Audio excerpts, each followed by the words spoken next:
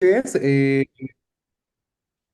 buenas noches, yo soy Raúl Corona de Metren, ya muchos nos conocemos y para quien no nos conoce les damos la bienvenida a este webinar donde vamos a hablar sobre neuromodulación con un enfoque para técnicos y también para quienes quieren adentrarse en este tema de la neuromodulación, aplicaciones, qué sí se puede hacer, qué no se puede hacer, principios neurofisiológicos. Y pues es nuestro primer webinar del año. Estén atentos, vamos a tener una sección de preguntas y respuestas. Y pues bueno, sin más preámbulo, le doy la bienvenida a nuestro doctor Guillermo Vargas. Es neurofisiólogo, experto en neuromodulación. Y muchísimas gracias, Doc Guillermo. Y pues comenzamos. Bueno, muchas gracias Raúl, muchas gracias Iván, gracias a Merren por la invitación y también a la Asociación Mexicana de Técnicos en Electrodiagnóstico. Lo primero que quisiera decirles es si se ve mi presentación No y se te escucha oyes, bien. Doc. Ah, Yo sí lo escucho, doctor. Asistentes, ¿lo pueden escuchar? Sí se escucha, doctor. Sí, pareciera que sí se escucha, Sí, doc. ya. ya, perfecto, perfecto. Entonces, bueno, ya que vimos que sí se puede ver la presentación, ¿me escuchan? Pues vamos a empezar a hablar un poquito de este tema. Van a ser aspectos básicos para entender qué es neuromodulación, aspectos fisiológicos y algunos aspectos técnicos muy particulares y claro, algunas indicaciones también muy básicas. Vamos a comenzar. La primera es que tengo que declarar algunos conflictos de intereses. Estos son mis conflictos de interés académicos. Soy miembro de estas asociaciones. Tengo la dicha de ser neurólogo pediatra, también neurofisiólogo. Me dedico mucho a aspectos de la neurofisiología pediátrica neonatal, pero también a algunos aspectos de la parte del adulto, sobre todo en aspectos relacionados en neuromodulación. Y bueno, algunos conflictos que tengo también es que soy consultor de equipos de neurofisiología, por ejemplo, de Cadwell, de Daymet, de Neoelectrics, entre otras empresas que se dedican a este tipo de situaciones, sobre todo en los aspectos relacionados con neuromodulación. Vale. Pues antes que nada, primero hay que conocer muy bien a qué se trata la neuromodulación. Y les quiero decir que la neuromodulación es una área de la neurofisiología que está sumamente bien regulada. De hecho, hay organismos internacionales que regulan muchos de los aspectos de la neuromodulación. Una de estos es la Sociedad Internacional de Neuromodulación, que como ustedes podrán ver aquí, tiene claramente hasta una publicación muy característica, que es esta revista que se llama Neuromodulation, y en la cual ustedes podrán encontrar distintos artículos relacionados con la neuromodulación. Por otro lado, también está la IFCN, que es la International Federation of Clinical Neurophysiology, en la cual a través de distintas revistas como Clinical Neurophysiology o Journal Clinical Neurophysiology van a ver ustedes muchos artículos relacionados con la neuromodulación. Entonces, es una área de la neurofisiología muy bien establecida en un campo de ya de acción terapéutico y también de investigación muy grande y que tiene bastante respaldo a nivel internacional. ¿Qué significa neuromodular?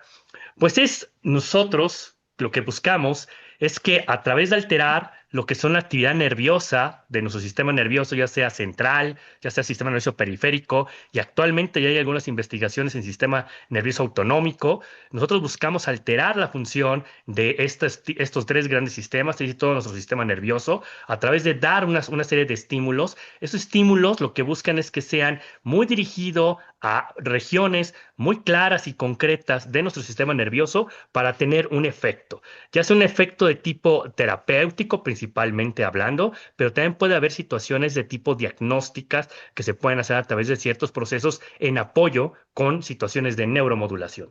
Nosotros lo que queremos dar es un estímulo a través de distintos tipos de agentes. Esos agentes pueden ser una situación eléctrica propiamente dicha, o puede ser alguna situación química o también hasta mecánica en ciertos lugares de nuestro cuerpo que van a involucrar, pues claro, actividad neuronal de nuestro sistema nervioso.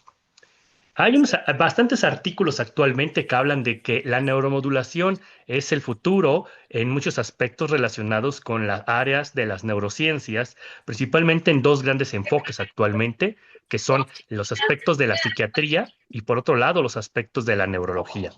Sí les quiero decir que la neuromodulación, si bien es tan vieja como el propio conocimiento de la medicina en el hombre, y esto es porque los primeros intentos de neuromodulación vienen desde los antiguos egipcios o los antiguos griegos, los cuales ellos lo que buscaban mucho era modular el dolor, sobre todo en pacientes con osteoartritis, con neuropatías diabéticas, a través de la descarga eléctrica del pez gato, del Nilo, o el marmorato torpedo, que es un tipo de mantarraya que existe en el Mediterráneo. La neuromodulación desde los años a partir de los 60 tiene un enfoque muy científico, sobre todo basado en querer controlar aspectos relacionados con el dolor intratable a través de lo que son los estimuladores profundos de médula espinal o los estimuladores cerebrales profundos. Ese fue el primer enfoque ya de un aspecto más científico y tecnológico de la neuromodulación a partir de los 60. Sin embargo, esta área ha sido creciendo de forma muy paulatina y a una gran cantidad de patologías relacionadas con problemas neurológicos y psiquiátricos. Por ejemplo, en los 80 se empezó a hacer mucho los aspectos de la neuromodulación, sobre todo a través de estimuladores profundos para tratar lo que es el Parkinson o el temblor esencial. Es decir, utilizar las propiedades de la neuromodulación quirúrgica profunda para poder tratar lo que son los temblores, y esto a través de una serie de acciones que nosotros llamamos en ese tiempo marcapasos cerebrales. A partir de los 80 y los 90 se pudo observar también que utilizar esta neuromodulación quirúrgica a través de estimuladores profundos cerebrales podían tratar algunas otras situaciones particulares, ya sea un trastorno del movimiento a veces muy difícil de tratar como es la distonía, algunos trastornos neuropsiquiátricos como es el TOC, o también la búsqueda de tratar algunas epilepsias intratables o refractarias a tratamiento. Y muchos de ustedes probablemente estén muy relacionados en aspectos de la neuromodulación con la epilepsia. Un claro ejemplo de esto es la utilización de Ayuda al médico. estimuladores de nervio vago. Esos estimuladores de nervio vago son muy buenos para cierto tipo de epilepsias, ya sea focales o generalizadas intratables, y está muy bien aprobado por la FDA desde el 1997 para utilizar esta forma de neuromodulación quirúrgica en ese tipo de epilepsias.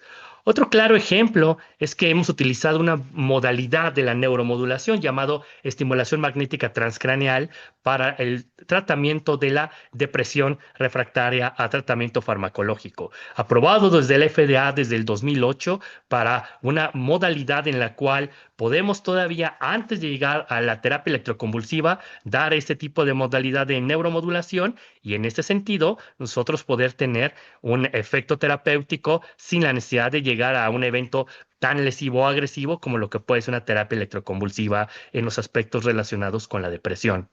Claro que se ha estado utilizando también la estimulación magnética transcraneal en aspectos relacionados con la migraña, y así podrán ver otra serie de patologías, porque en verdad muchas de las situaciones de neuromodulación están muy encaminadas a ser uno de los principales aspectos diagnósticos y terapéuticos en las neurociencias en un futuro no nada lejano. Ustedes pueden ver que existe una amplia situaciones en las cuales nosotros nos encontramos involucrados en la neuromodulación. De hecho, varias áreas de la medicina lo están involucradas en este sentido. Muchos son, claro, neuromodulación quirúrgica. Y entonces tenemos nosotros que varios, por ejemplo, los que nos dedicamos a la parte de la pediatría, la audiología o los aspectos de la foniatría y la otorrinolaringología, utilizamos mucho la neuromodulación, sobre todo a través de los implantes cocleares. Aquellos que están relacionados, sobre todo, en aspectos de la urología, la ginecobstetricia o la ginecourología, pues van a también a estar relacionados con aspectos quirúrgicos de neuromodulación a través de implantes en el nervio sacro para tratar de manejar la incontinencia urinaria. Aquellos que se dedican sí a la neurología, a los cuidados paliativos, a la anestesiología, a la medicina del dolor, pues van a estar mucho relacionados con los implantes espinales que van a tratar el dolor crónico.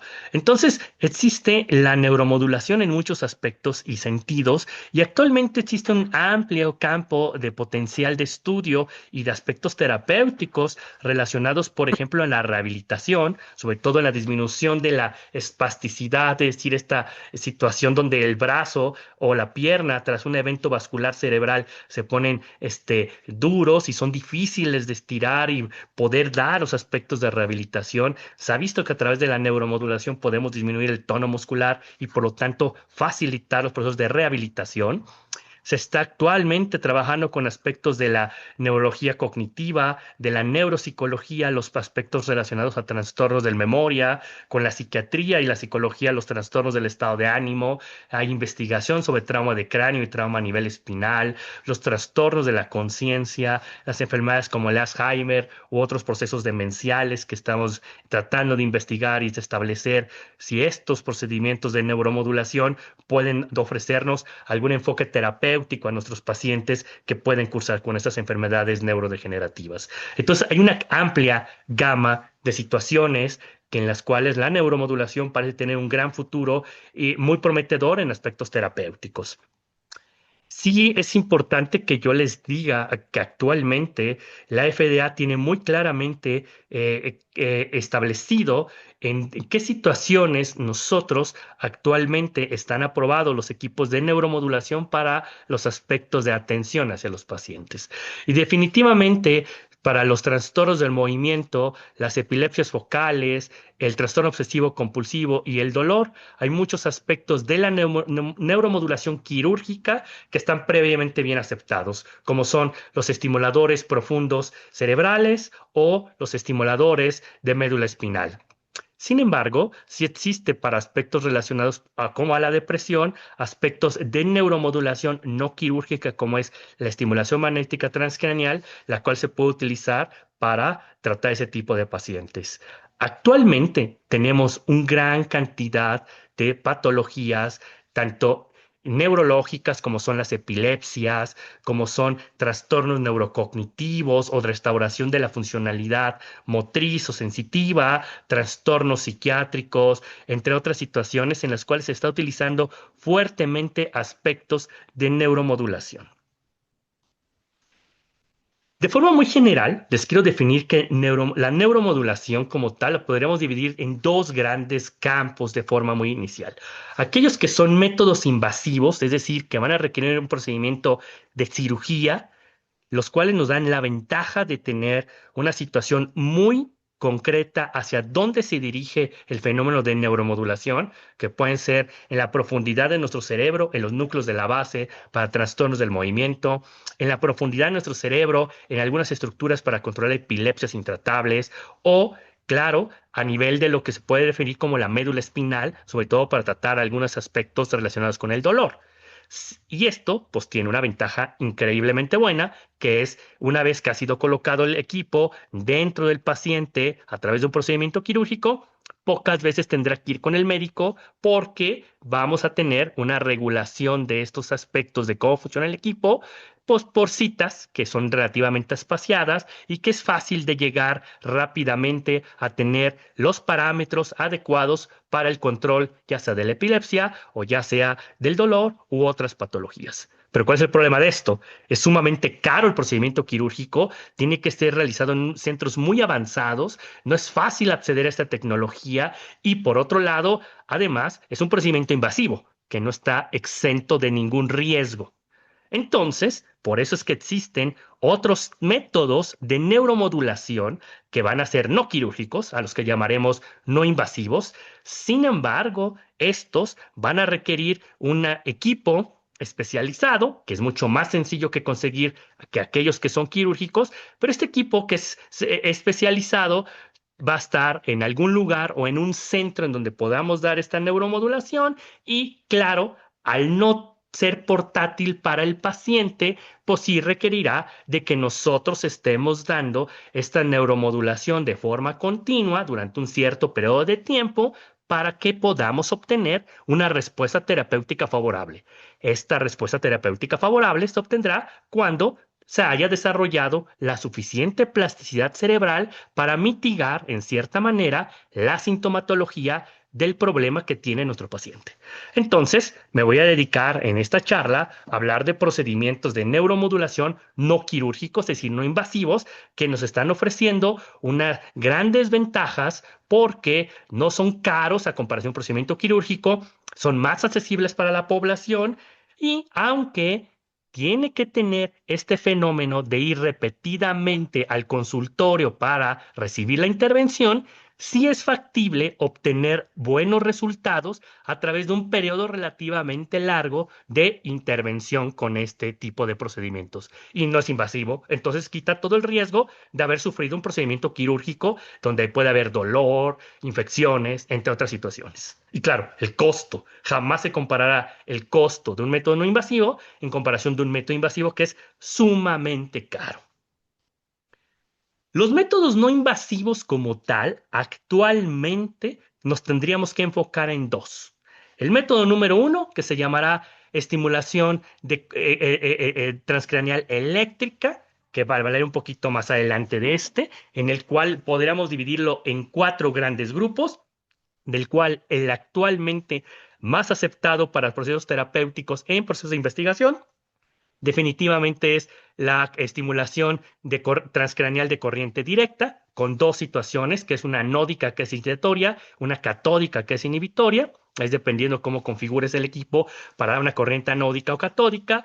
Y por el otro lado está el que ahorita tiene una mayor cantidad de investigaciones y por lo tanto ha adquirido más fácilmente el nivel de evidencia suficiente para ser aprobado por la FDA para tres grandes patologías. Una de estas va a ser depresión y hablamos de la estimulación magnética transcranial, la cual tiene distintas formas de administrarse, como un pulso único, que ya lo hablaré más adelante, pulsos pareados, que se utiliza mucho para investigación, mucho de estimulación magnética transcranial repetitiva, la cual se puede dividir en dar frecuencias bajas, que son inhibitorias, o frecuencias altas, que son incitatorias, la cual aprobada por la FDA para depresión refractaria a tratamiento es la de frecuencias altas.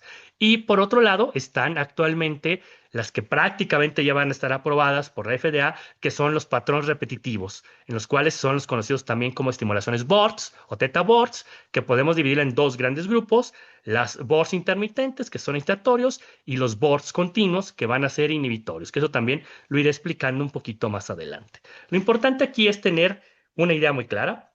Existen dos grandes modalidades actualmente que se utilizan mucho para relaciones o situaciones relacionadas a neuromodulación no invasiva y es estimulación de corriente, de estimulación transcranial eléctrica y estimulación transcranial magnética. Sí les quiero decir que hay bastantes situaciones ya muy vistas para lo que es en dónde podríamos tener una aplicación de una y otra.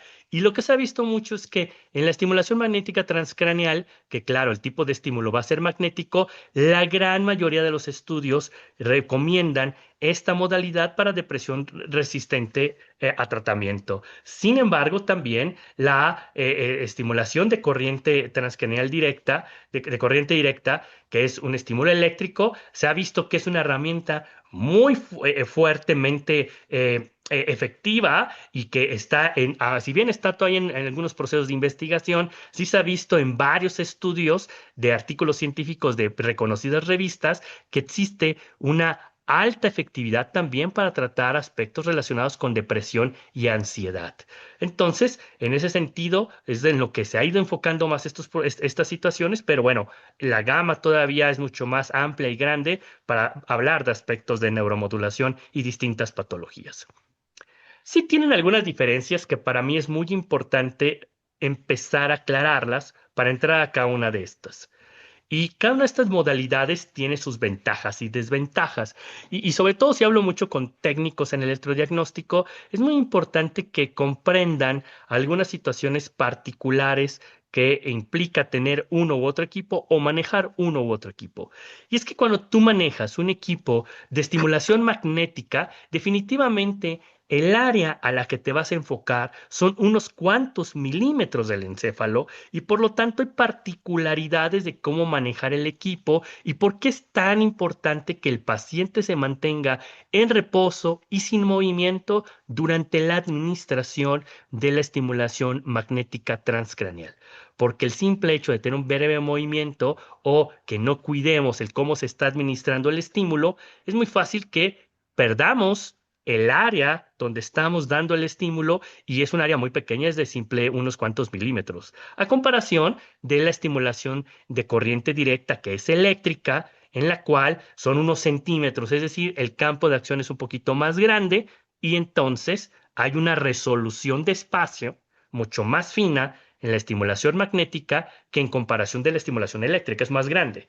Y entonces en ese sentido es más fácil que pudieran presentarse algunas situaciones como un poquito más de malestar cuando aplicamos una estimulación de corriente directa en comparación de una estimulación magnética, porque a mayor campo en el que puedas actuar, es más probable que pudiera haber algunos malestares o eventos adversos, sobre todo si no lo has manejado bien. Pero daremos aquí algunos tips de cómo manejarlo de forma correcta para minimizar o paliar situaciones de eventos adversos. Otra situación que es muy importante aclararles es que es una alta tecnología, como ya lo veremos, la estimulación magnética transcraneal en comparación de una estimulación de corriente directa. Es por eso que los equipos de estimulación magnética transcraneal son equipos muy grandes y muy pesados, pesan de 100 a 200 kilos, en comparación de un estimulador de corriente directa que usualmente son portátiles, que actualmente por fortuna ya están a través de una red de Wi-Fi, que el paciente puede tener colocado el equipo y puede moverse en un espacio de 4 metros y todavía seguir dando la señal eléctrica. Entonces, en ese sentido, sí hay una diferencia en tecnológica que es importante declarar y por lo tanto también de costos. Siempre será una situación mucho más cara de adquirir un estimulador magnético transcraneal en comparación de una corriente directa. Sin embargo, ambos son relativamente buenos o efectivos para trastornos neuropsiquiátricos, pero sí el que consideramos con mejor efectividad, y mi obligación es decirlo, es la estimulación magnética transcraneal, es el que parece tener un mejor efecto terapéutico todavía en un tiempo mucho más corto que en comparación el de corriente directa, sobre todo para depresión refractaria a tratamiento. Entonces, sí tiene sus diferencias en coste y probablemente también mucho en los aspectos de efectividad. Vamos a hablar un poquito de lo que es la estimulación eléctrica transcraneal y pues el claro ejemplo que ustedes están viendo aquí es estos equipos que son como un gorrito que se puede colocar en el paciente con un estimulador eléctrico que puede ser portátil, que trabaja a través de una señal de Wi-Fi y que son muy prácticos para que yo pueda estar moviendo en un espacio y al mismo tiempo es necesario en este tipo de situaciones recibir al mismo tiempo una doble entrada. ¿Qué es esto? Un proceso de rehabilitación dependiendo de lo que yo estoy trabajando. Lo primero que les tengo que transmitir es que la estimulación de eléctrica transcraneal la gran mayoría de los pacientes, usualmente cuando uno les comenta o habla que van a recibir una corriente eléctrica en su cráneo para tocar ciertas áreas del cerebro, lo primero que viene es un poquito de miedo del paciente. Y hay que transmitirles a los pacientes que definitivamente son, sí, corrientes eléctricas, pero son corrientes eléctricas débiles. Por lo tanto, es poco probable, si está bien aplicado el procedimiento, que vayan a tener algún malestar o disconfort.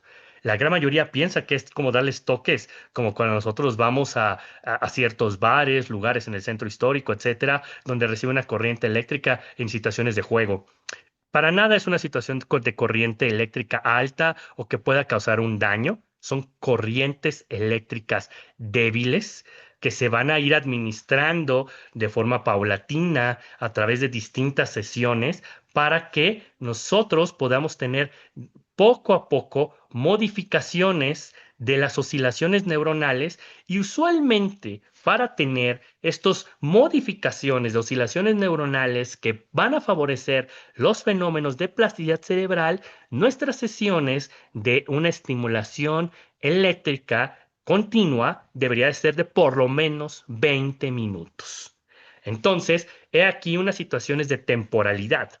En las estimulaciones eléctricas transcraneales, es un hecho que debemos de administrar esta corriente eléctrica continua en un periodo no menor a 20 minutos. Esto con la intención de cambiar esas oscilaciones neuronales y que tengamos fenómenos plásticos conforme vaya apareciendo, váyanse dando las sesiones de forma continua.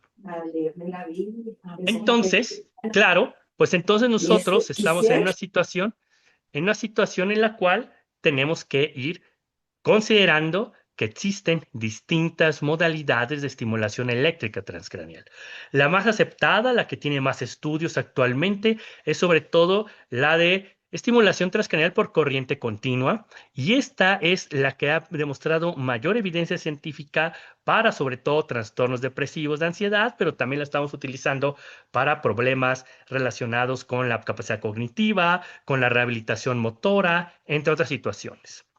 Existen otras dos modalidades extras de estimulación eléctrica. La de corriente alterna, que se está utilizando mucho sobre todo para estudiar aspectos relacionados al temblor, y la de ruido aleatorio, que está mucho sobre todo relacionada para tratamiento de dolor neuropático. Estas dos actualmente están en un proceso de investigación que no es tan exhaustivo como el de corriente continua o el de corriente directa, pero sí es muy importante transmitirles que existen tres modalidades. Con respecto a los equipos, sí hay equipos que pueden tener una de estas modalidades o existen equipos que, claro, pueden tener las tres modalidades. Y pues uno prefiere siempre tener un equipo que pudiera tener las tres modalidades, porque además de hacer procesos terapéuticos, también puedes hacer procesos de investigación relacionados con otras modalidades que, claro, usualmente no son comunes de investigar, como son la corriente alterna y el de ruido aleatorio. Vamos a hablar un poquito de la estimulación transcraneal de corriente directa, en la cual es sumamente sencilla de aplicar y ahorita veremos algunos videos de esto. Es importante entender que van a ser corrientes eléctricas débiles. Lo que usualmente se maneja es de 1 a 2 miliamperios, es decir, de 1000 a 2000 microamperios a través de unos electrodos que van a ser colocados en el cuero cabelludo. La gran mayoría de las investigaciones que ustedes pueden leer o de los artículos científicos en los cuales hay una intensidad para obtener una respuesta terapéutica adecuada, los van a ver que son artículos, la gran mayoría de personas adultas, los manejan casi todos entre 1.5 a 2 miliamperios, es decir, de 1500 a 2000 miliamperios, y esto es importante a considerar por algunas cuestiones del paciente pediátrico, en el cual todavía no conocemos muy bien el comportamiento, la intensidad adecuadas, pero sí, casi siempre las efectividades que se han visto en el paciente adulto van en 1.5 a 2 miliamperios de administración de las sesiones en cuanto a lo que se refiere a su intensidad de corriente que hay que administrar.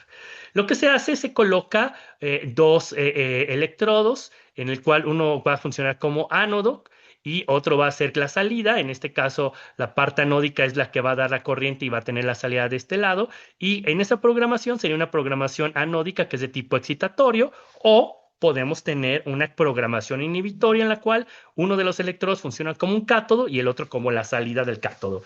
Y entonces, en este sentido, cuando yo hago una programación catódica, es inhibitoria, es decir, para reducir la excitabilidad cortical. Y eso ya dependerá de lo que uno busca basado en el tipo de patología que quiere atender.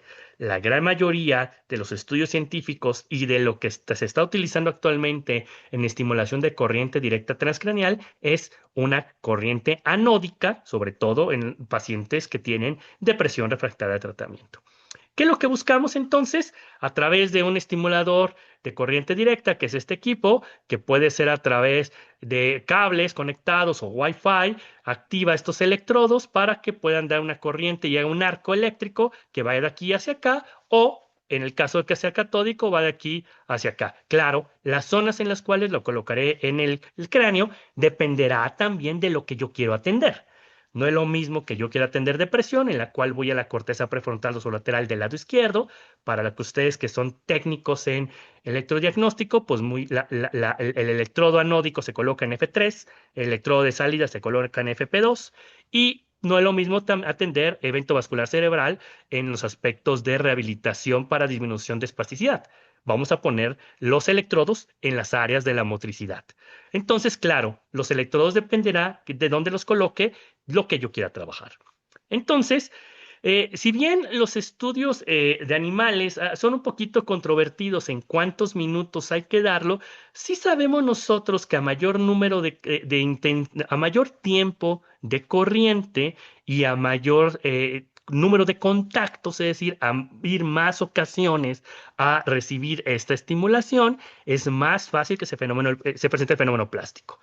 De forma muy, todavía un poco de acuerdo, mas no todavía con una fortaleza de investigación clave, sí sabemos que deberíamos de tener por lo menos en cada contacto un mínimo de estimulación eléctrica de 20 minutos. Y claro, hay que tener en consideración que si hacemos más tiempo en estas regiones del cráneo, existe un mayor riesgo también de tener eventos adversos como un poco de dolor o enrojecimiento en la zona en la cual estoy dando la corriente eléctrica, porque si bien es una corriente débil, no es una corriente inocua. Entonces tendrán que considerarse basado en lo que uno quiera atender y cómo lo quiera atender. Este es un poco otro ejemplo en el cual al final tengo un estimulador eléctrico que puede estar conectado con cables o a través de Wi-Fi hacia dos electrodos o actualmente hay configuración de montajes en red dependiendo de lo que yo quiera ir trabajando. Antes de que pasemos un poquito a la situación de magnéticos, sí es importante dejar claro que no olvidar que la estimulación eléctrica o de corriente, y sobre todo la de corriente directa, está muy basado en colocar dos electrodos que usualmente van a crear un arco eléctrico, dependerá de la zona que yo quiero trabajar para ver cómo se va a crear ese arco y de esa manera se van a colocar obviamente los electrodos y entonces uno va a poder funcionar como anódico para excitar con una salida o otro va a funcionar como catódico, que es inhibitorio, con sus respectivas salidas. Esta es la forma de cómo más o menos es la configuración de un estimulador eléctrico de corriente directa. Entonces ustedes podrán ver que es portátil prácticamente. Esto lo hace que sea un equipo más barato para adquirir y claro, la intervención es más barata para el paciente en comparación del magnético. Y claro, aquí lo que hace mucho es de que modifica mucho la excitabilidad de la corteza cerebral y eso lo hablaré un poquito más adelante. No es que actúe directamente sobre la neurona para favorecer el fenómeno plástico, sino lo que hace es que actúa alrededor del axón para favorecer el fenómeno plástico a través de modificar la excitabilidad del axón y por lo tanto de la corteza cerebral. Y claro, pues requiere de unos electrodos. La comparación es con la otra modalidad que hablaremos más a ratito, que se llama estimulación magnética transcraneal, que requiere de una bobina, es una tecnología más alta. La bobina ya veremos que no es que aplique electricidad aquí, no es que haya imanes aquí, sino es cables de cobre en los cuales circulan los electrones a una alta frecuencia y velocidad y que va a producir un campo magnético en ese sentido a través de la ley de Faraday.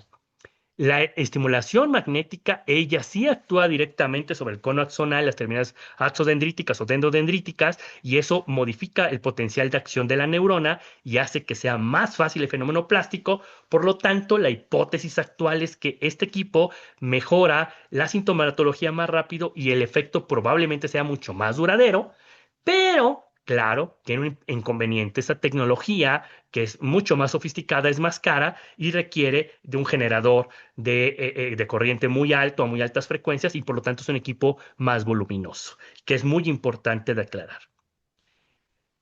Sabemos nosotros que la estimulación de corriente directa, sobre todo, funciona y funciona muy bien el modelo animal desde el año de 1965, en esos estudios muy clásicos publicados por el doctor Dominic Púrpura, en los cuales él utilizaba corrientes polarizantes sobre la superficie cerebral para poder ver cuál era el efecto de administrar una corriente sobre un grupo de cultivos neuronales de ratas. Él empezó a observar que cuando había una administración de una corriente anódica, había un incremento en las descargas de estas neuronas a las cuales administraba la corriente. Y al revés, veía él que cuando administraba una corriente a un grupo neuronal y era catódico, disminuía la capacidad de descargas de estas neuronas. Entonces él aprendió a ver que sí, administrar una carga eléctrica a un grupo neuronal sí tiene un efecto sobre su respuesta de descargas. Y era diferente si era anódica o catódica. Y por otro lado, empezó a observar que podía haber la facilitación de ciertas adquisiciones de fenómenos plásticos, sobre todo relacionados mucho a lo que es la adquisición del aprendizaje motor, que es muy como el modelo de ciencias básicas que utiliza en procesos de aprendizaje y células neuronales y cultivos de células neuronales. Entonces sí, hay un efecto de aprendizaje, por ejemplo, motor. Y este es un estudio, y esta parte es muy bonita de este artículo del doctor Púrpura, yo le recomiendo mucho leerlo, en el cual, independientemente de cómo sea la superficie, esto es, por ejemplo, si ustedes ven las líneas AA y la línea D, son dos grupos neuronales, el grupo neuronal 1 y el grupo neuronal 2, en el cual la corriente de ese grupo neuronal es más positiva, por eso va hacia abajo, y el grupo 2 es una corriente más negativa, por eso va hacia arriba. Independientemente de la polaridad que tenga tu neurona, la corriente anódica y la corriente catódica siempre van a tener exactamente el mismo efecto. Véanlas como siempre va hacia arriba en la anódica, en la superficie positiva, o siempre va hacia arriba en la superficie negativa. ¿Qué quiere decir esto? Que siempre, independientemente de la carga que tenga tu neurona, la corriente catódica es capaz de hacerla más excitatoria y por lo tanto descarga más fácilmente tu grupo neuronal, y la corriente catódica se vuelve más inhibitoria y por lo tanto siempre evitará, independientemente de la carga que tenga tu neurona, a tender a descargar mucho menos e inhibir el fenómeno de descarga de ese grupo neuronal. Entonces, es una ventaja enorme porque pues, uno nunca sabe cómo se comportan a veces hay ciertos flujos cerebrales, pero sí tenemos una situación muy clara y concreta. Siempre que administres catódico va a ser inhibitorio, siempre que administres anódico siempre va a ser excitatorio, independientemente de cómo se encuentre el alrededor y tu propia grupo neuronal. Y entonces este ejemplo es muy bonito porque tenemos un grupo A en el cual descarga a esta frecuencia e intensidad, y cuando se administra una corriente anódica, vean cómo incrementa, es excitatoria, descarga más rápidamente este grupo neuronal, y en cuanto apago el fenómeno anódico, vuelve a la frecuencia e intensidad que previamente estaba descargando. Y esto es independiente también de la frecuencia de disparo del grupo neuronal. Este grupo de disparo neuronal tiene tres disparos, y en cambio el grupo C nada más tiene un disparo y prende la corriente anódica y, claro, incrementa el número de disparos que tiene este grupo neuronal, y en cuanto se apaga prácticamente regresa a lo que era su basal. Entonces, esto es muy importante en los estudios de investigación para saber que lo anódico siempre va a ser excitatorio y lo catódico va a ser de tipo inhibitorio. Vean aquí cómo está descargando este grupo neuronal, prenden dan una estimulación catódica y en automático dispara muy poco este grupo neuronal, es decir, es netamente inhibitorio. ¿Qué es lo que pasa? Lo que pasa es de que esta corriente eléctrica aplicada, que es una corriente eléctrica débil, lo que va a hacer es cambiar el umbral o mi capacidad de acercarme hacia el umbral de despolarización. ¿Qué va a cambiar? El potencial en reposo.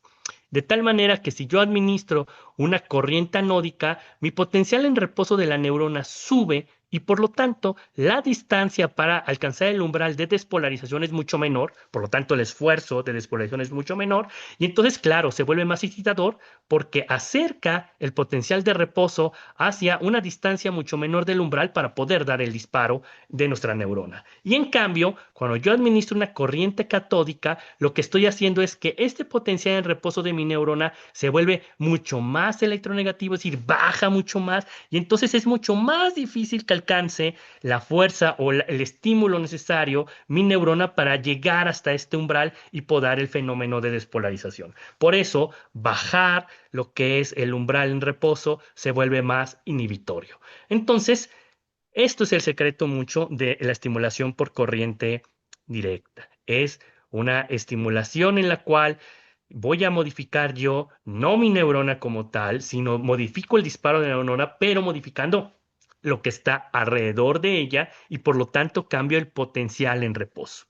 Cuando yo administro estimulación eléctrica de corriente directa, por ejemplo, en un fenómeno anódico, yo no solamente estoy modificando la capacidad de disparo de la neurona, sino que además, o sea, sino la que dispare más frecuentemente, sino además estoy teniendo efecto muy relacionado con incremento de algunos neurotransmisores excitatorios, por ejemplo, glutamato, por ejemplo, monoaminas, y disminuyendo el neurotransmisor inhibitorio. Es decir, estoy disminuyendo la inhibición, o sea, bajando el GABA. Esto obviamente va a hacer que haya un incremento de la sinapsis excitatoria, obviamente va a una cascada de activación de proteínas, expresión de genes para formar sobre todo fenómenos plásticos, un incremento de síntesis de proteínas y esto forma sinapsis, una potenciación a largo plazo y mejora la eficacia de la información de la zona en la cual que estoy trabajando. ¿Cuál es el resultado final de todo esto? Mejorar la conectividad cerebral entre distintas regiones en las cuales yo estoy trabajando y quiero, por ejemplo, atender situaciones de depresión. Vean aquí, es el clásico montaje de depresión refractaria a tratamiento en corriente directa, en la cual administro mi ánodo en la región F3 y mi salida anódica hacia la FP2, hago este arco eléctrico y yo estoy modificando todos estos circuitos que se encuentran en la corteza prefrontal dorsolateral del lado izquierdo y todo lo que está pasando hacia la parte del cíngulo para, esta es la salida del arco, y modificar estas regiones, mejorar la conectividad, paliando así la sintomatología depresiva y evitando la recaída a largo plazo de otro fenómeno depresivo. Eso es un poco lo que hace esta parte de estimulación de corriente directa. Sí es muy importante decirles que la corriente directa, a diferencia de los medicamentos, no va a inducir actividad en redes neuronales en reposo. Lo que hace es modula la actividad neuronal espontánea. Y esto es muy importante transmitírselos. ¿Cómo se puede explicar esto clínicamente? Es muy sencillo. No se trata de que yo le ponga el gorro, los electrodos y le dé la estimulación. No, no trata de eso. Tienes que hacer una doble entrada. ¿Qué significa una doble entrada? Que cuando tú estés neuromodulando esta zona del cerebro, tienes que estar haciendo el paciente actividades que requieran la utilización de esa área del cerebro que tú quieres trabajar. Por ejemplo, si tú estás trabajando EBC motor, espasticidad, pues debería de estar incluido durante la estimulación eléctrica actividades de fisioterapia o rehabilitación motora, porque está muy claramente establecido que cuando tú das la corriente directa y estás al mismo tiempo haciendo una segunda entrada, una doble entrada, por ejemplo, estimulación tálamo-cortical, el potencial sináptico a largo plazo es mucho mayor y entonces ahí sí se va a dar, en efecto, el fenómeno paulatinamente de plasticidad, mejor conectividad cerebral y entonces sí vamos a tener resultados. Es muy importante aclararles que cuando administro corriente directa, tengo que hacer un fenómeno de rehabilitación, ya sea cognitivo, de aprendizaje o motor. Si no, no será suficiente el estímulo para dar el efecto que nosotros queremos llegar a tener. Se ha visto mucho que efectos depende mucho de el tiempo de administración que demos nosotros de este tipo de estimulaciones eléctricas para tener un efecto. Por ejemplo, efectos posteriores a una corta duración de hasta 10 minutos se lograron cuando yo estimulé 5 minutos nada más. Se ha visto que con catódica de 9 minutos o con anódica de 13 minutos un fenómeno se puede llegar a mantener hasta una hora. Lo que sabemos mucho es de que prácticamente todos los fenómenos de neuromodulación de corriente directa deberíamos no utilizarlos menos de 20 minutos porque es muy fácilmente que no mantengamos un fenómeno a largo plazo y que es muy importante hacer estas situaciones de estimulación a largo plazo para tener una gran efectividad de nuestros aspectos terapéuticos. El problema es de que no existe todavía como una recomendación todavía fija o fidedigna de cuánto es el mínimo de parámetros que tenemos que utilizar en esas situaciones, pero sí la recomendación mucho es de que lo hagamos de por lo menos alrededor de 20 minutos. Tomen en cuenta que cuando se va a adquirir un equipo, sí es muy importante adquirir equipos que estén bien certificados en situaciones relacionadas con, en este caso, estimulación de corriente directa. Y es que no todos los equipos están certificados. Aquí les traigo una lista de, por ejemplo, aquellos que son publicados en Clinical Neurophysiology 2016. Aquí está la referencia técnica para que aquellos que quieran ver y revisar el artículo científico puedan revisar todas las especificaciones, puedan revisar cuáles son los que son más recomendados por la IFCN y otras situaciones relacionadas con cómo utilizar los equipos. Y esto es muy importante, es bien importante adquirir equipos certificados que tengan un grupo de haber pasado por una calidad para que puedan ustedes tener equipos que en realidad van a beneficiar a sus pacientes. Sí es muy importante decirles que en aspectos relacionados con seguridad y tolerabilidad, es muy importante decirles que hay que tener mucho cuidado con la situación de quemaduras. Es por eso que los electrodos que vamos a colocar, y ahorita les voy a enseñar, hay que utilizar solución salina fisiológica. No utilicen agua de grifo, agua de cualquier otra situación que no sea solución fisiológica, porque puede incrementar el riesgo de quemadura, porque al final, aunque es una corriente leve y de baja intensidad, puede causar cierto daño a la piel, pero administrarlo y utilizarlo de forma correcta no va a tener por qué pasar absolutamente nada. Utilicen siempre solución salina fisiológica. Es bien importante que antes de que den este tipo de situaciones de estimulación eléctrica, hablen claramente con los pacientes explicándoles que cuando se administra la corriente eléctrica puede haber en ocasiones un poquito de picazón, un poquito de ardor, como si fuera chile. En ocasiones, cuando termina la estimulación eléctrica, puede haber un poquito de mareo, en ocasiones un poquito de náusea, en ocasiones a veces un poquito de fosfenos. Claro, eso dependerá de la susceptibilidad de cada uno de los pacientes. Son fenómenos raros de ver. Sin embargo, hay gente que es más susceptible una que otra y por lo tanto es importante informar que cualquier situación que sienta en los primeros 20 minutos después de dar una estimulación eléctrica es importante que nos la reporte al día siguiente para considerar aspectos como disminuir la intensidad, como disminuir el tiempo de exposición, entre otras situaciones. Siempre hay que utilizar los electrodos que están indicados en cada uno de los equipos. Hay electrodos que son de esponja, son los mejores utilizados, son aquellos que se tiene que poner solución fisiológica, son aquellos que te dan mayor seguridad. Hay electrodos de porcelana, eviten los electrodos de porcelana para la administración del estímulo eléctrico porque concentran la energía más en una zona más pequeña y pueden causar mayor molestia o quemazón. Hay que utilizar solamente solución fisiológica y estos electrodos, sobre todo, que son como electrodos de esponja, ¿no?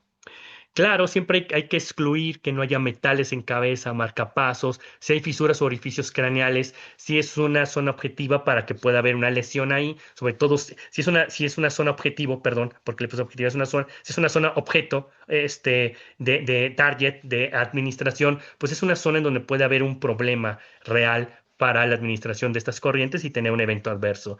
Yo usualmente lo que hago es hablo con los pacientes para buscar todo esto y si hay alguna de estas situaciones, evitar dar la neuromodulación.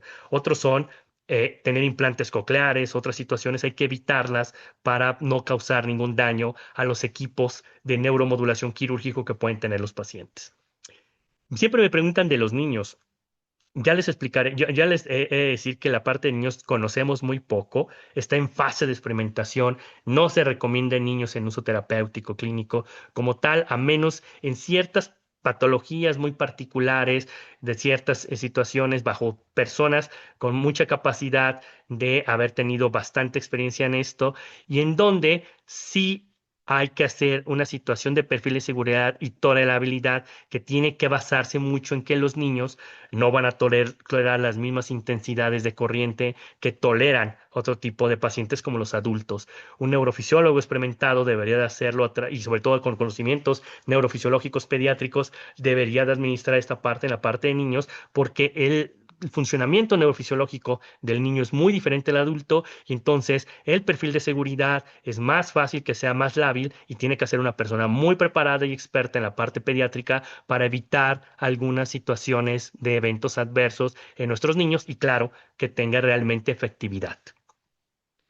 El siguiente video que les estoy mostrando a continuación es cómo se utilizaban anteriormente los equipos. Es un poquito el sistema exactamente similar a lo que se utiliza actualmente en el sentido de colocar electrodos. Usualmente el electrodo se coloca bajado basarse en un 10-20 y entonces, claro, dependerá de la zona que tú quieres trabajar, colocarás los electrodos según tu sistema 10-20. Actualmente los nuevos sistemas ya son gorras que traen el sistema 10-20 estandarizado en la gorra. Hay gorras para cabezas pequeñas, cabezas medianas y cabezas grandes, igual como las gorras de electroencefalografía. Claro, tiene sus orificios según el sistema internacional 1020 y ahí se va a colocar el electrodo dependiendo de lo que quieras estimular. En este caso, como ustedes están viendo, ha colocado un electrodo en la región posterior, un electrodo en la región anterior, pues es un tratamiento para migraña muy característico y aquí, a través de cables de cada uno de los electrodos, está conectando el equipo. Actualmente los equipos, por fortuna, son portátiles de Wi-Fi puestos en el paciente y eso da una facilidad enorme para que los pacientes puedan movilizarse y recibir la intervención. Ese es un clásico video que pueden ustedes ver en YouTube de Job Hopkins, en el cual cómo se hacen muchos de estos principios de neuromodulación de corriente directa y en la cual están haciendo medición del sistema 1020 para colocar electrodos en la zona de la motricidad y empezar a hacer aspectos de rehabilitación motriz.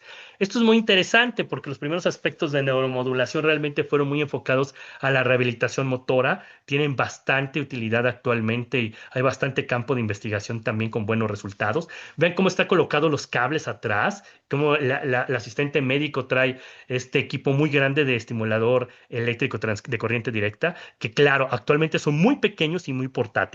Y entonces vean cómo esta es la importancia de que al mismo tiempo que estamos dando la estimulación eléctrica, reciba la doble entrada, es decir, el proceso de rehabilitación, que puede ser situaciones cognitivas, situaciones de aprendizaje, situaciones motrices, entre otro tipo, dependiendo de lo que nosotros estemos trabajando. Es muy importante esta doble entrada, sobre todo en los procesos de rehabilitación. Entonces, véanlo claramente cómo se utilizaba en ese sentido. Actualmente los protocolos terapéuticos que más se están utilizando para la estimulación de corriente directa está enfocado en depresión, ansiedad, esquizofrenia, abuso de sustancias en la parte psiquiátrica, muy fuerte en los aspectos de depresión. En neurología estamos trabajando mucho dolor, tinnitus, CBC motor, migraña, Parkinson, demencia, síndrome postpolio, Alzheimer, entre otros. También hay una situación aún un poquito controvertida, parece que sí tiene ciertos efectos, en los cuales parece que puede haber un cierto fortalecimiento o un realce cognitivo en sujetos neurotípicos o en sujetos sin ninguna enfermedad para mejorar aspectos relacionados con aprendizaje visual, aprendizaje del lenguaje, atención, resolución de problemas. Hay investigaciones para la mejoría de la toma del juicio moral, ya no sea de tanto de un sentido utilitarista, sino un sentido más deontológico. Pero, claro, estos son ya más en procesos de investigación, aún algunos artículos de estos tienen cierta claridad metodológica no muy buena y es un poquito controvertido si realmente funciona para un realce cognitivo. ¿Qué es lo que sí estamos sabiendo actualmente? Que están teniendo relativamente buen funcionamiento terapéutico en trastornos psiquiátricos y neurológicos. Ahora, vamos a pasar ya a la última parte, que es la estimulación magnética. Y entonces me gusta mucho poner estos ejemplos porque ya vieron ustedes cómo el ejemplo pasado del niño trae un casquito y se está agachando y se puede mover tranquilamente con su equipo. Pero la estimulación magnética definitivamente requiere de una enorme cooperación del paciente, requiere de que el paciente no se mueva durante la administración de los estímulos, dependerá del tipo de protocolo que sea, en el cual tengamos todo el tiempo que estar redireccionando la bobina. Es por eso que esta intervención se prefiere en pacientes adultos, hay poca experiencia en pacientes pediátricos por varias situaciones, por lo cual todavía no es recomendada, más que solamente en fenómenos de investigación y claro, requiere pues de un aspecto tecnológico un poquito más avanzado y sofisticado. Lo primero que tenemos que ver es que lo que tiene el estimulador magnético es una bobina y es un aro de cobre. Es un aro de cobre por el cual van a girar los electrones a una cierta velocidad. Es un pulso de muy alta corriente eléctrica, pero que va muy rápido. Va en 100 milisegundos los disparos. Y eso lo que va a ocasionar es que cuando yo pongo esta bobina sobre el cráneo en contacto directo, esto es muy importante, en contacto directo, pues abajo del cráneo y las otras estructuras está un tejido excitable, ya que es la corteza cerebral. Cuando yo hago estos disparos en esta velocidad de una frecuencia alta y en 100 milisegundos, se va a formar un campo magnético en un sentido transversal a lo que es la perpendicularidad del aro y entonces en un sentido perpendicular que se encuentra la corteza cerebral se va a formar un flujo eléctrico y entonces va a haber una descarga eléctrica pero dentro de esta zona en la cual yo estoy trabajando. No hay paso de corriente eléctrica de la bobina hacia el cuero cabelludo ni hacia el cerebro. es solamente el contacto de la bobina sobre el cuero cabelludo y claro, eso ocasionará que adentro exista un fenómeno de despolarización a través de este fenómeno llamado ley de Faraday. Este es un ejemplo hipotético en el cual están separadas las bobinas, pero esto es para enseñarles cómo funciona un poco. Pero el secreto es, ya sea una bobina circular o una bobina en forma de mariposa 8, debe de tener un contacto estrecho entre el cuero cabelludo y la bobina, es decir, no debe de haber espacio, debe haber un contacto perfecto para que se pueda generar dentro una corriente eléctrica a través de este campo magnético que se está generando aquí. Entonces, es muy importante transmitirles que lo que tiene la bobina no son imanes. Entonces, si ustedes ven equipos que les dicen que son imanes, pues claro, no están haciendo estimulación magnética. La estimulación magnética claramente son bobinas con aros de cobre o otro tipo de materiales que son muy conductores de electricidad, que a través de un equipo muy grande y sofisticado que da pulsos de alta frecuencia muy rápidos, puede generar este campo magnético en ese sentido transversal a la perpendicularidad del tejido de la bobina y entonces se pueda generar aquí este campo eléctrico dentro del cerebro. Sí es muy importante decirles que cuando yo pongo la bobina en contacto directo sobre el cráneo, lo que va a pasar es de que hay un fenómeno de despolarización en automático del axón. Y esto no tiene nada que ver con cambios de por fuera de la electronegatividad o la electropositividad que tenga el axón. Realmente es una situación en la cual actúa sobre ciertas regiones de disparadoras de la neurona para que se dé el fenómeno de disparo. ¿Y entonces en dónde voy a actuar?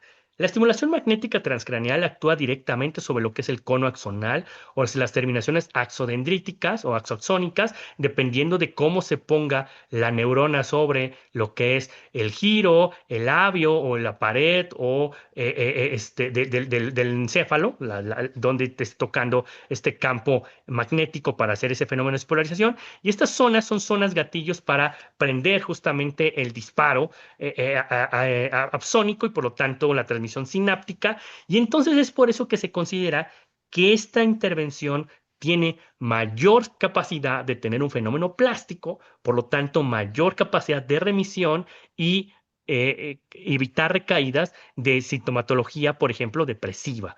Entonces, claro, esta es una tecnología que es mucho más avanzada que la otra, que probablemente que tiene mayor efectividad demostrada, pero que, claro, es porque actúa de una manera muy diferente a comparación de la eléctrica. Aquí sí vamos directamente sobre la parte neuronal. Es muy importante transmitir a todo mundo, sobre todo ustedes que se dedican mucho a la parte técnica, que administrar esta intervención requiere sí o sí el contacto directo del cráneo sobre la bobina. Entonces, claro, tiene que haber un contacto estrecho y evitar en la medida de lo posible el movimiento y si no, redirigir al paciente para que se mantenga exactamente en esa zona de estimulación. Porque ustedes pueden ver cuáles son las áreas calientes y las áreas frías cuando yo tengo contacto directo de la bobina sobre el cráneo. Y yo estoy tratando de actuar sobre estos lugares para dar este fenómeno de despolarización y mitigar la sintomatología depresiva. Si se mueve el paciente o se despega, primero, si se despega, pues claro que estas áreas calientes que están aquí ya no van a ser calientes, van a ser frías. Lo caliente va a estar acá y eso ya no es cerebro. Entonces, esto no serviría de absolutamente nada. Número dos, si gira el paciente o se mueve, las situaciones de cómo se administra en antero-posterior o posterior-anterior va a cambiar mucho y el fenómeno, la efectividad que buscamos va a disminuir de forma muy significativa. Es por eso la importancia que en esta intervención el paciente no se mueva y que esté muy tranquilo y que el técnico esté todo el tiempo vigilando la administración de la bobina, la posición de la bobina y la cabeza para administrar justamente la intervención magnética y por lo tanto tengamos muy buenos resultados. Esto es fundamental y por eso la complejidad de hacerlo en niños. Existen dos tipos de bobina, bobinas circulares, bobinas en 8. Casi siempre utilizamos mucho las bobinas en 8 para lugares muy localizados, por ejemplo, para depresión la utilizamos mucho, o situaciones muy focales que queremos estimular. Y en las bobinas circulares las utilizamos sobre todo para áreas en las cuales una estimulación focal podría ser dolorosa, por ejemplo, para fascias, aquí en lo que sería Ah, F7. En esta por región podría ejemplo, ser muy doloroso hacer una estimulación con una bobina en 8, por eso preferimos más una bobina circular, o en áreas un poquito más grandes, como de la línea media, para piernas, para TOC, o hacia las regiones parietales que son más multimodales, donde la corteza está un poco más acostada, se prefieren en ocasiones bobinas más circulares. Entonces, también dependerá el tipo de bobina, pues lo que tú quieras, lo que quieras trabajar, el tipo de bobina que vas a utilizar, ¿no? Estos son, y traigo mucho esta foto porque para mí es fundamental que sí conozcan que existen distintas marcas y distintos equipos, pero que sí son equipos claramente de estimulación magnética transcraneal. Y es porque actualmente en el mercado existen muchos equipos que realmente no son de estimulación magnética transcraneal, que son caros, pero mucho más accesibles, claro, que nuestros verdaderos equipos, y que mucha gente invierte en equipos que son no tan baratos y al final no está sirviendo de nada ese tipo de equipos porque no dan nada, no sirven para nada. Entonces, se caracterizan mucho estos equipos porque tienen grandes condensadores o capacitadores, bobinas en 8 o bobinas circulares, y hay marcas muy reconocidas para estas situaciones de equipos. Siempre cuando vayan a adquirir un equipo, investiguen estos equipos, de dónde son, quién lo produce, etcétera, para ver si hay esta situación de realmente están comprando un equipo que sí de estimulación magnética transcraneal. Y entonces, ¿qué modalidades existen para administración de ese tipo de equipos? Pues yo podría dar pulsos únicos, por ejemplo, para evaluar justamente cómo se comporta la vía motora en sentidos diagnósticos, o para establecer el umbral motor, es decir, la intensidad a la cual la máquina tengo que darla para darle estimulación magnética. Están los pulsos pareados que utilizamos mucho para investigación, no hablaré de esto. Están las estimulaciones repetitivas, que esto sí es aquello que está aprobado actualmente por la FDA para el tratamiento de depresión, ansiedad, migraña, dolor neuropático y espasticidad por evento vascular cerebral. Son las repetidas. Se puede utilizar los protocolos BORTS, que actualmente están a nada prácticamente ya ser aprobados para poder nosotros dar también tratamiento a enfermedades neuropsiquiátricas, y están los cuadripulsos. Vamos a explicar un poquito brevemente estos. La primera es el pulso único, y el pulso único es muy sencillo. La bobina aquí está en contacto directo con lo que es la cabeza y por lo tanto abajo el cerebro.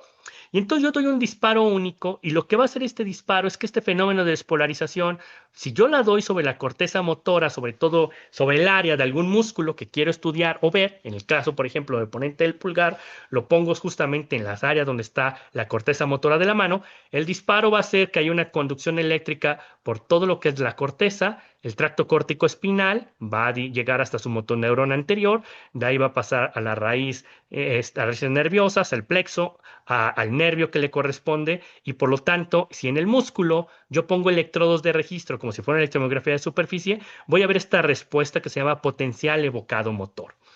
Entonces, claro, el disparo único me sirve mucho, sobre todo para aspectos relacionados para calcular el umbral motor, es decir, a qué intensidad necesita este paciente de la máquina de estimulación magnética para empezar a tratar aspectos terapéuticos.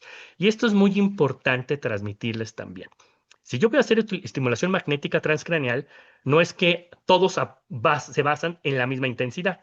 Tampoco existe esa ley que mientras más joven, menor intensidad porque tu corteza es más excitable, ni que más viejo tu corteza es menos excitable y por lo tanto necesitas más intensidad. Eso tampoco es real. Lo que debemos de hacer en cada paciente es establecer cuál es su umbral motor, es decir, con cuánto voy a arrancar el proceso terapéutico. Claro, no voy a hablar ahorita de umbral motor porque tiene una definición muy clara de cuántas señales, a cuánto, de pico a pico cuánto tiene que medir. Eso es algo que se tendría que ver a más profundidad en un fenómeno de capacitación, pero de primera instancia ahorita lo que tengo que arrancar es decirles, hay que calcular un umbral motor para poder establecer a partir de qué intensidad de la máquina hay que arrancar para tener un mejor fenómeno terapéutico. Ahora, ya una vez que tengo mi umbral motor, es importante definir qué tipo de protocolo voy a utilizar. Y existen protocolos repetitivos y protocolos BORTS. Los aprobados por la FDA es el repetitivo de frecuencias altas para depresión. Y claro, tiene un fenómeno donde es una frecuencia rápida de disparo, ta, ta, ta, ta, ta, con una pausa y otra vez un disparo rápido. Alrededor de 10 Hz usualmente se mueve el de depresión, pero también hay protocolos de frecuencias lentas. Claro, Cada protocolo dependerá de lo que queramos trabajar y también no todos los protocolos son iguales en los hemisferios que corresponden. Por ejemplo, se prefiere trabajar depresión, refractaria de tratamiento, protocolos de frecuencias altas en el hemisferio izquierdo, pero se puede trabajar depresión, refractaria de tratamiento en frecuencias lentas en el hemisferio derecho. Y eso ya tiene sus ciertas particularidades que hay que ir aprendiendo de la neuromodulación y por eso es de que uno cuando a veces adquieren sus equipos y me han un servidor para capacitarlos, ya les voy enseñando, o si no, se les comparte los artículos científicos para que vean cómo cada protocolo tiene sus indicaciones, su hemisferio, su zona de trabajo, su frecuencia, etcétera, etcétera. Están los que actualmente se ven muy prometedores y que prácticamente ya van a ser aprobados por la FDA, sobre todo los de facilitación, que es el burst intermitente, que se puede dar cada disparo de 190 segundos en duración total, que se pueden dar hasta dos o tres de estos disparos, hasta con 15 minutos entre cada uno de ellos para favorecer el fenómeno, y es prácticamente los 1500 pulsos que damos aquí en 19 minutos, los damos aquí en 190 segundos. Entonces es más o menos lo mismo en la cantidad de pulsos que damos de disparo, pero eso es a una velocidad increíblemente mayor y claro, paliaría un poco el fenómeno de malestar por dar ese tipo de intervención. Aquí les voy a enseñar un ejemplo muy rápido de cómo se hace esta situación de hacer una estimulación magnética transcranial, por ejemplo, con este equipo. Mucha gente puede adquirir gorras que se ponen a los pacientes para hacer una medición del sistema 10-20 y trabajar en las zonas de interés. En este caso, haremos un ejemplo de depresión refractaria a tratamiento. Yo prefiero no utilizar gorra, en realidad prefiero hacer una medición más manual, como lo hacemos todos. Ustedes que son técnicos electrodiagnósticos, pues va a ser más sencillo utilizar su 10-20. El secreto mucho es, claro, hacer una medición y establecer el punto CZ. Es el punto exactamente en medio que se encuentra en un sentido anteroposterior del inion al nasion, perdón, del nasion hacia el inion, y un sentido transversal de trago a trago. Y una vez que establecemos CZ, se puede entonces establecer dónde está el área de motriz que queremos empezar a estimular para establecer el umbral motor. Entonces, lo que están viendo aquí es al técnico que lo acaba de colocar al paciente en una silla especial, que por cierto recomiendo mucho que si sea una silla especial, vean el soporte que tiene en cuello y eso facilita mucho para el técnico o para cualquier otra persona dar la administración de la intervención. A veces los reposé son muy bajos, la bobina no alcanza, a veces tienes que cargar la bobina, bajarla, a veces estos reposé, la gente es muy chiquita y entonces se pierden el reposé y es difícil maniobrar con el paciente. Y vean esta silla cómo en realidad puede tener la capacidad de tomar esta situación. Vean aquí, CZ, alrededor de unos 6-8 centímetros hacia el trago del lado izquierdo para establecer el área motora. Luego basamos desde el área motora una línea hacia lo que es el nasion y prácticamente a unos 4, 5, 6 centímetros se puede encontrar el área de la corteza prefrontal lateral del lado izquierdo y el área que vamos a trabajar. Claro, se estableció el área motora izquierda, se colocan los electrodos de la mano derecha. Esto es para establecer el umbral motor. Vamos a dar aquí un disparo único sobre el área motora, porque lo que buscamos nosotros es tener una respuesta electrofisiológica o neurofisiológica en nuestra pantalla de electromiografía de superficie, que es aquí. Aquí la pueden ver. Es como una curvita que están viendo. Es el potencial evocado motor.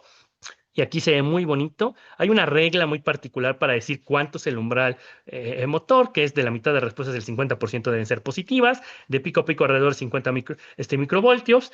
Pero, bueno, una vez que establecimos el umbral motor, que es decir, la intensidad de la máquina, que es el 100% del paciente, nosotros ya moveremos la bobina hacia la corteza prefrontal dorsolateral del lado izquierdo, en este caso es F3, y ahí colocaremos la bobina y ahí, basado en el umbral, empezaremos a probar si a esa intensidad del paciente tolera un protocolo de frecuencias rápidas para depresión.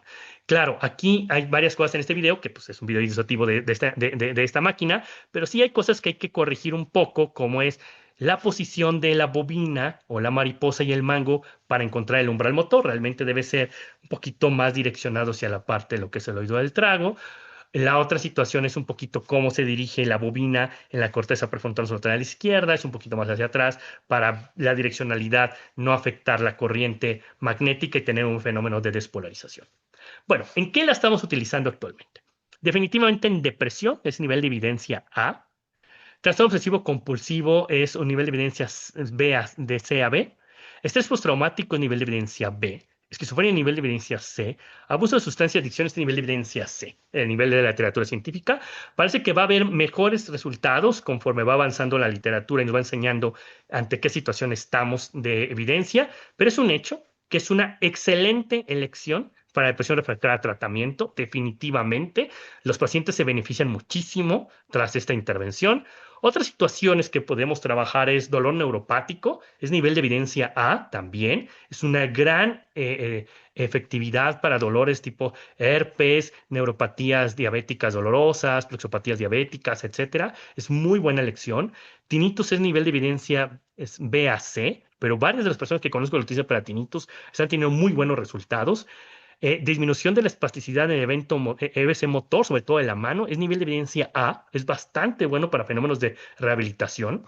En fibromialgia, tanto calidad de vida como dolor se está utilizando como nivel de evidencia B, con buenos resultados para disminuir mucho el fenómeno de imantamiento del Parkinson que tiene mucho, sobre todo en los pacientes que tienen esta bradiquinesia, esta marcha lenta, etcétera, funciona bastante. Ojo, no estoy hablando del temblor del Parkinson, estoy hablando más de la rigidez parkinsoniana, que es mucho más discapacitante. Nivel de evidencia B, para esclerosis múltiple, sobre todo para las piernas, para esta parte espástica que puede tener tras varias crisis de esclerosis múltiple que dejan al paciente con espasticidad de ambas piernas, es nivel de evidencia B. Afasia posee ese nivel de evidencia B. Las negligencias, seminegligencias, es nivel de evidencia C. El Alzheimer, sobre todo en estadios tempranos, es nivel de evidencia C. Y la epilepsia también es nivel de evidencia C. Pero sí, siempre les digo que en epilepsia hay que ser muy cuidadosos cuando administramos ese tipo de intervenciones. Entonces, existen muchas situaciones para las cuales estamos utilizando. Les traigo ahorita como más las más conocidas, pero existen más situaciones que se pueden utilizar. Quiero decirles mucho que, por ejemplo, este artículo del doctor Brunoni de 2016, que es una revisión sistemática con metaanálisis, demuestra claramente la efectividad de la estimulación magnética transcraneal en depresión. Miren, todo lo que está después del uno significa que es una acción terapéutica que funciona y funciona bastante bien. Y entonces aquí tenemos high frequency, estimulación magnética transcranial repetitiva a altas frecuencias. Vean, aquí está, después del uno con un intervalo de confianza muy cortito y tiene una efectividad de 2,73 momios. En comparación, esto es para la respuesta de presión. Es decir, es bastante efectivo dar frecuencias rápidas en el hemisferio izquierdo para disminuir lo que es la sintomatología depresiva y para evitar lo que es la recaída como tal. Claro, la remisión, pues también se encuentra alrededor de 3,07 momios, es decir, es una buena situación de aspecto terapéutico para tratar los aspectos relacionados con la depresión. Muy bien, pues como conclusiones, porque el tiempo apremia siempre, yo estoy abierto a sus preguntas ahorita que platiquemos. La neuromodulación moderna tiene algunas décadas entre nosotros y es una nueva rama de las neurociencias, sobre todo la neurofisiología, y en constante crecimiento y perfeccionamiento. Es un hecho que hay dos principales modalidades terapéuticas no quirúrgicas de neuromodulación, que es la estimulación magnética repetitiva y la de corriente directa, transcranial de corriente directa. Es una clara nivel de evidencia A en estimulación magnética repetitiva para depresión, dolor neuropático, EBC, espasticidad de MNBC, y existen datos muy prometedores de la eléctrica en depresión para ser consideradas como una opción terapéutica muy ayudante al tratamiento farmacológico u otras intervenciones. Prácticamente la eléctrica también ya está siendo utilizada para nivel terapéutico, nada más. La diferencia aquí va a ser que hay que tener una doble entrada, un de trabajo cognitivo sobre todo, y también una situación probablemente de mucho más largo tiempo de administración para tener mejor fenómeno plástico. Y por último, aún estamos en fase de generar nueva evidencia para crear protocolos ideales para cada una de las patologías y subtipos. Bueno, pues les agradezco muchísimo que hayan estado conmigo. Ok, muchas gracias, Doc. Vamos a pasar a las preguntas y para que nos apoyes con las Claro, respuestas. Mientras nos mandan sus preguntas, les voy a compartir las soluciones que nosotros manejamos en neuromodulación. Muchos ya nos conocen. Tenemos lo que es la estimulación eléctrica transcraneal, la TDCS, corriente directa. Este equipo es inalámbrico, entonces nos permite trabajar en un diámetro de 5 metros de distancia. lo cual nos permite darle doble entrada al paciente. Es decir, entrada a nivel corteza cerebral y, ¿por qué no?, trabajar el tema cognitivo al mismo tiempo, ¿vale? También tenemos nuestro equipo de estimulación magnética transcraneal. El principio neurofisiológico, como lo explicaba el doctor Guillermo, es justo crear un campo magnético y esta es nuestra solución en el tema de magnética. El equipo, como decía el doc, tiene dos canales de electromiografía para encontrar el umbral motor del paciente. De alguna manera, estaríamos dando un tratamiento personalizado para cada paciente. También tenemos un software de rehabilitación cognitiva, que era lo que les mencionaba. Es importante trabajar, darle doble entrada al paciente, y con el software de rehabilitación cognitiva podemos trabajar y neurorehabilitar desde funciones ejecutivas a neurodivergencias y temas de neurodesarrollo, pacientes con ansiedad, depresión, etcétera. También tenemos estimulador de nervio vago no invasivo, donde también podemos trabajar a través del nervio vago. Lo que vamos a hacer es estimularlo, y también tiene evidencia científica y nos neuromodula, ¿vale? Por último, aquí les muestro cómo nosotros implementamos la doble entrada que le damos al paciente, equipo de TDCS con software de rehabilitación cognitiva. Se puede trabajar al mismo tiempo. Y les voy a presentar los próximos eventos. Tenemos el primer congreso del Colegio de Psiquiatrías de Jalisco, que es el 19 al 21 de febrero del 2026. Y en marzo tenemos el 12 de marzo el webinar con la doctora Telma Sánchez, donde vamos a abordar la estimulación magnética transcraneal en el embarazo. Cuidar la mente también es cuidar al bebé. MT en la depresión durante el embarazo. Y pues también recuerden que pues nosotros somos dispositivos que contamos con COFEPRIS, que esto es bien importante. Contamos con el regulatorio de dispositivo grado médico no invasivo, lo cual esto significa que es totalmente seguro para sus pacientes y para ustedes. Aquí les voy a dejar el QR donde ustedes me van a poder contactar. Lo voy a dejar para que lo escaneen y me pueden contactar. Tenemos promociones. Escanean el código, me llega su mensaje y pueden agendar desde demo y pedir información de cualquiera de nuestras soluciones en neuromodulación. ¿Vale? Muy bien, Doc. Pues entonces vamos a pasar con las preguntas, Doc. Yep. Un segundito. ¿Cómo lo hacemos? ¿Tú me las dices Ok, Doc. o Mira, las voy leyendo, Doc. Estaba órale, va? viendo unas que son todas son importantes. Pero hay una que me llamó la atención, Doc. Preguntan, te felicitan por tu brillante participación, Gracias, pero gracias. justo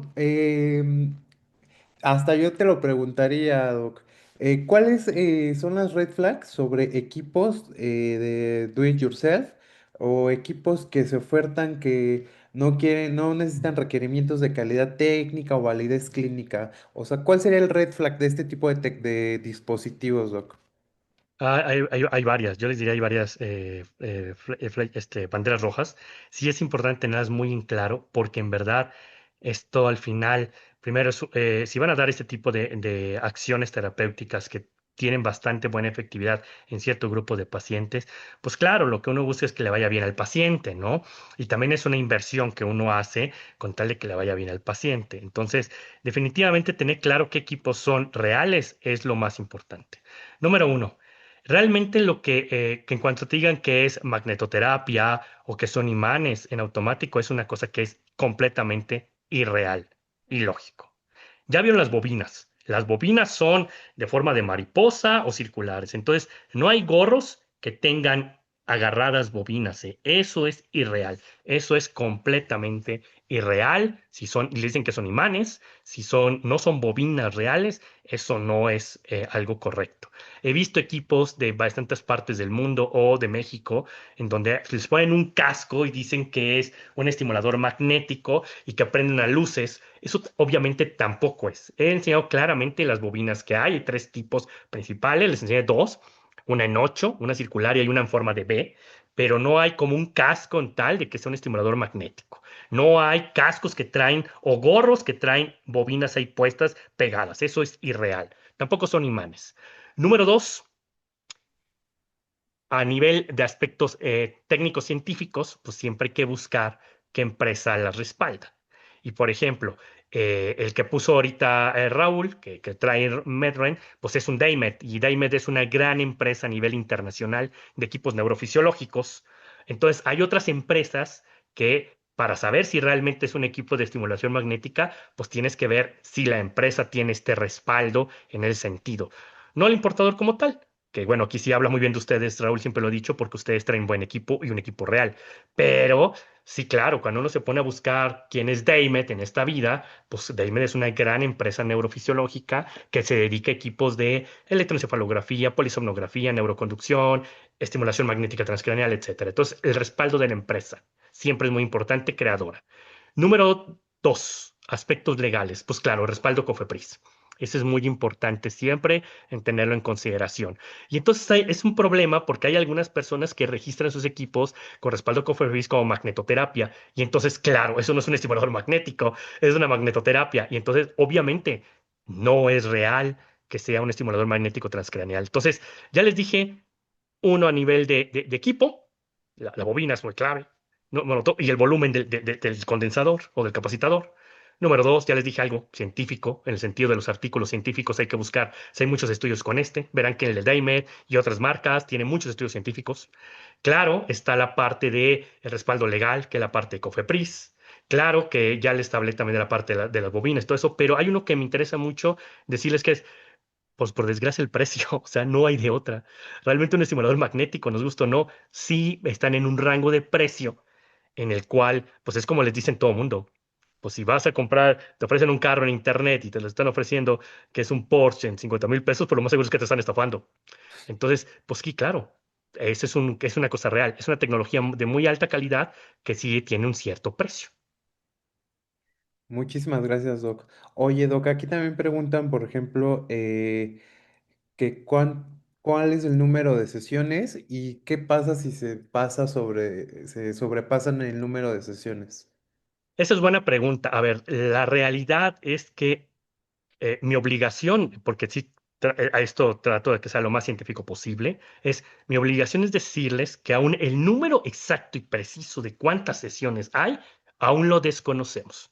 Lo que sí sabemos es que más de 4 semanas de contacto, es decir, el protocolo de depresión es el mejor estudiado. Lo que sí sabemos es que tiene que ser mínimo 30 sesiones. Ahora, esas 30 sesiones lo que se prefiere darlas es 5 días a la semana con 2 días de descanso. Hay algunas personas que los dan en 6 con un día de descanso, no pasa nada. Sí hay que dar un día de descanso, sí es importante.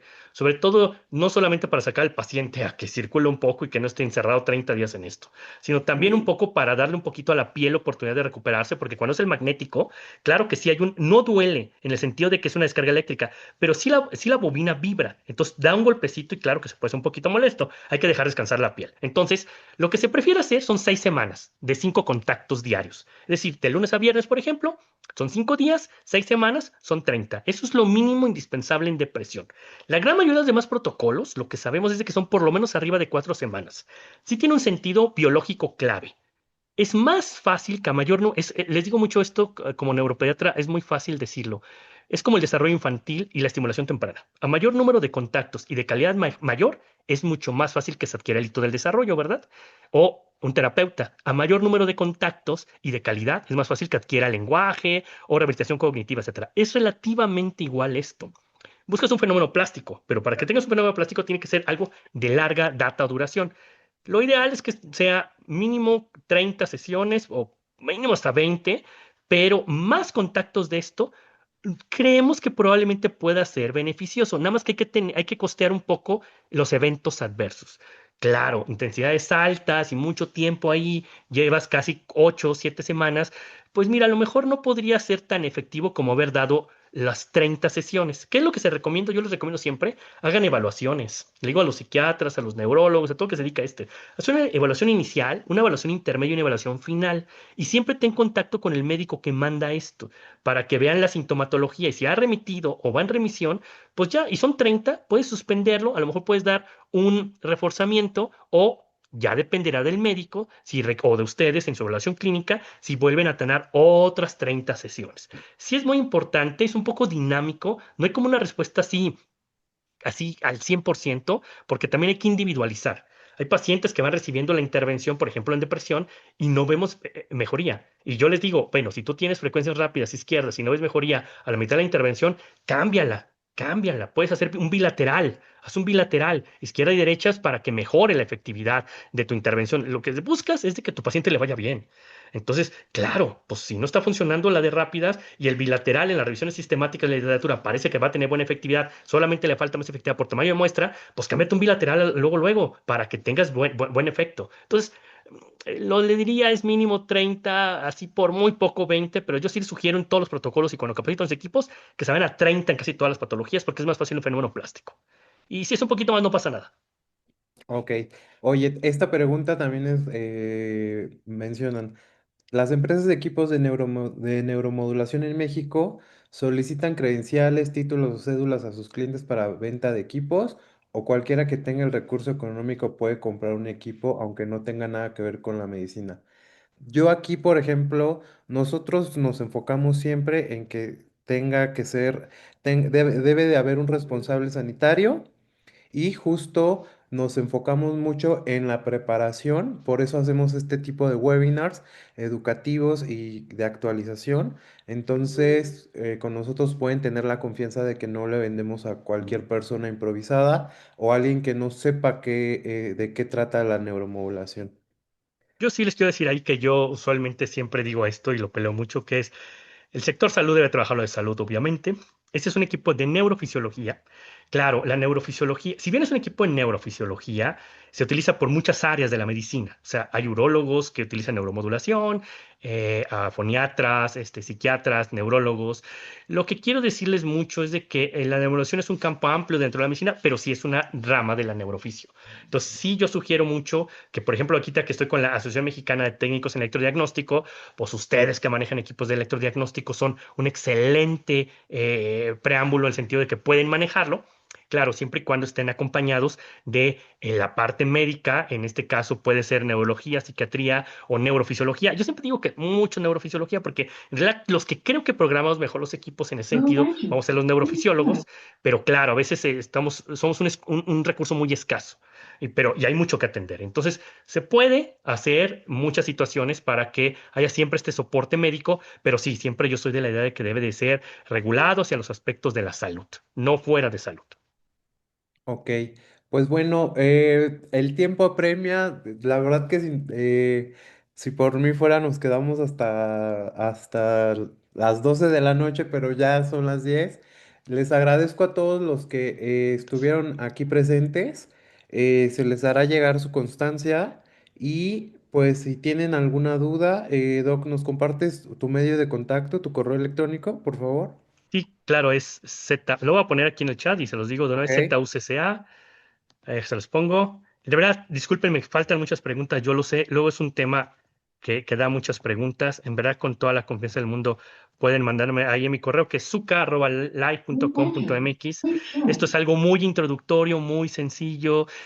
Sí tiene conforme vamos profundizando por tipo de situación, por ciertas cosas, pues claro, tiene más sus especificaciones muy claras. Sí les quiero decir dos cosas finales. La número uno es no es que sea un equipo maravilla este tipo de tecnologías, o sea, sí tiene un principio neurobiológico muy claro y que muchas patologías comparten este principio neurobiológico de fondo, ya sea por patología directa o por comorbilidad. Entonces, claro, pareciera que es para todo, pero no es así. Si lo revisan, el trasfondo de las patologías psiquiátricas y neurológicas, muchos tienen un trasfondo relativamente similar o son comórbidas. Por eso es de que se puede ver en varias patologías.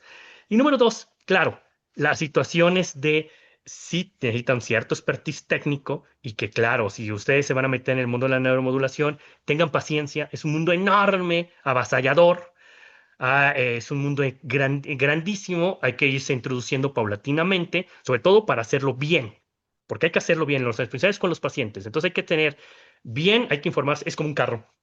Te vas a informar qué carro te vas a comprar porque tiene que ser buen carro. Te tienes que aprender a manejar bien un carro porque vas a manejar un carro y en qué indicaciones utilizas un carro. Entonces, todo hay que hacerlo bien, es lento y paulatino y pues pueden acercarse con un servidor que les dio el correo. Por ahí veo al doctor Aldana, que es buenísimo también en estos temas. Se pueden acercar con varios profesionales de la salud, y bueno, pues también con algunas empresas, ¿verdad? Pero sí mi obligación es decir primero los campos más académicos. Acérquense con gente que esté en estos campos para que los puedan guiar en una buena lead para que a nuestros pacientes les vaya bien. Y mi correo es Perfecto. zucca, zucca, @live.com.mx. Déjalo, vuelvo a poner. Aquí lo puso otra vez Iván.